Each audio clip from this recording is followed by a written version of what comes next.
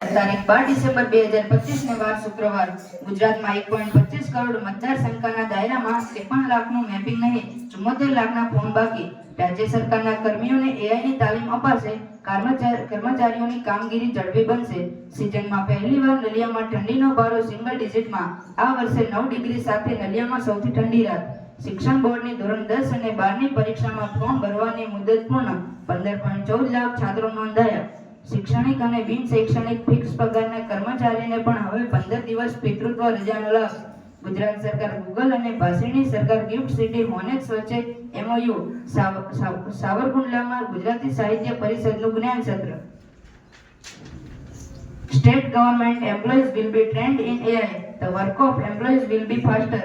The deadline for filling the forms for Education Board's Standard 10th and 12th exam has passed. 15.14 lakh students have registered. For the first time in the season, the mercury in Nalia in single digits. This year it was the coldest night in Nalia with 9 degrees.